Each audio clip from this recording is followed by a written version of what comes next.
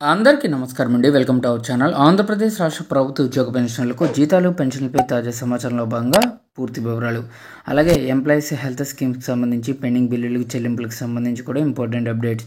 So ఈ వీడియోలో వీటి గురించి పూర్తి వివరాలు అయితే తెలుసుకుందామండి. సో ముందుగా జీతాలు పెన్షన్లు అనేవి చాలామందికి ఇంకా జమ కావాల్సిన పరిస్థితి అయితే ఉంది. సో అతి తక్కువ మందికి మాత్రమే జీతాలు పెన్షన్లు జమ అవ్వడం జరిగింది. బిల్స్ అన్నీ చెక్ చేస్తే ఇంకా ఫండ్ క్లియరెన్స్ దాటి గ్రీన్ ఛానల్ పరిధిలోకి వచ్చేసాయి. కొన్ని బిల్స్ మాత్రం జస్ట్ బ్యాచ్ నెంబర్స్ కూడా అలర్ట్ కావడం జరిగింది. సో మనకు తెలిసిన ఇన్ఫర్మేషన్ ప్రకారంగా రేపు ఈవినింగ్ లోపు మ్యాక్సిమం జీతాలు పెన్షన్లు క్లియర్ అయ్యే అవకాశాలు అయితే స్పష్టంగా కనిపిస్తున్నాయి. 1వ తేదీన వేతనాలు ముచ్చటే అని చెప్పేసి ఒక ఇంపార్టెంట్ ఆర్టికల్ అయితే రావడం జరిగింది. ప్రభుత్వ ఉద్యోగ పెన్షన్లకు ప్రతి నెల 1వ తేదీనే వేతనాలు పెన్షన్లు ఇస్తామంటూ టీడీపీ కూటమి ఇచ్చిన ఎన్నికల హామీ ఒక నెల ముచ్చటగానే మిగిలిపోయింది. కూటమి ప్రభుత్వం అధికారంలోకి వచ్చిన తొలి నెల మాత్రమే 1వ తేదీన జీతాలు పెన్షన్లు జమ చేయడం జరిగింది.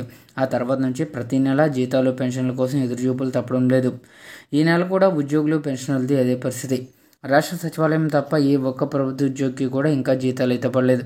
తక్కువ జీతాలతో పనిచేసే హోంగార్డులు, వీఆర్ఏలకు సైతం 1వ తేదీన జీతాలు ఇవ్వట్లేదని ఉద్యోగ వర్గాలు తెలిపాయి.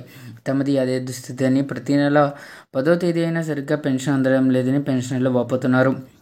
రాష్ట్ర ప్రభుత్వం మంగళవారం చేసిన 3,000 కోట్లు అప్పుకు సంబంధించిన సొమ్ము ప్రభుత్వ ఖజానాకు చేరిన తర్వాత ఇస్తారేమో అంటూ ఉద్యోగ పెన్షనర్లు నిర్వేదం వ్యక్తం చేస్తున్నారు.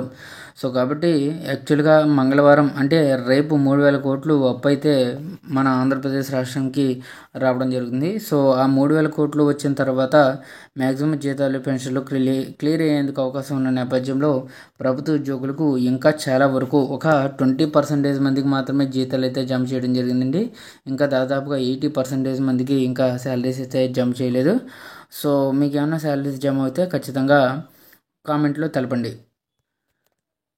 అలాగే ఉద్యోగులకు మెరుగైన వైద్య సేవలే లక్ష్యం అని చెప్పేసి ఏపీ ఎన్జీఓ రాష్ట్ర అధ్యక్షుడు అలపర్తి విద్యాసాగర్ చెప్పడం జరిగింది.